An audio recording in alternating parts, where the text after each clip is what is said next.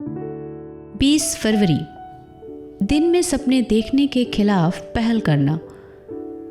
यूहन्ना 14:31। उठो, यहाँ से चलें।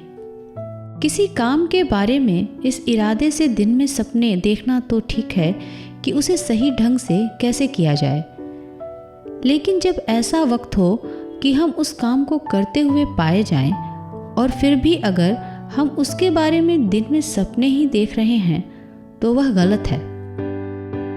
इस बातचीत में अपने चेलों से ये अद्भुत बातें कह देने के बाद हम शायद ऐसी उम्मीद कर सकते थे कि हमारा प्रभु उनसे यह कहता कि वे जाएं और सब बातों पर चिंतन मनन करें। लेकिन यीशु ने कभी भी समय गंवाने वाले दिन में सपने देखने की इजाजत नहीं दी।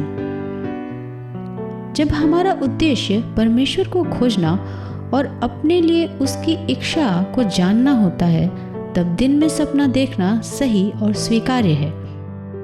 लेकिन जब हमारा झुकाव उन बातों के लिए सुनहरे स्वप्न देखते हुए समय गंवाना होता है जिन्हें करने के लिए हमें पहले ही कहा जा चुका है, तो वह स्वीकार्य नहीं है और उस पर कभी भी परमेश्वर की आशीष नहीं होगी।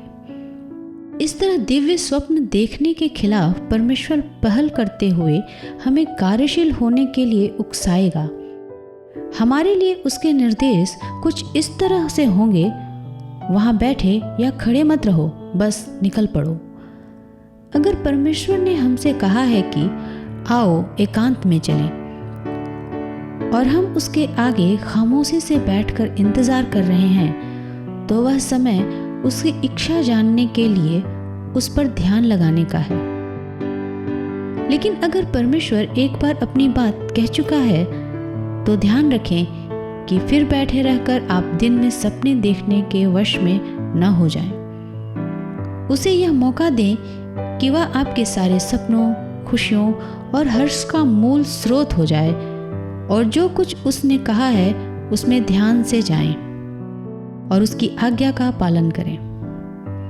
अगर आप किसी से प्रेम करते हैं तो हर वक्त बैठे रहकर आप उस व्यक्ति के बारे में दिवा स्वप्न नहीं देखते रहते।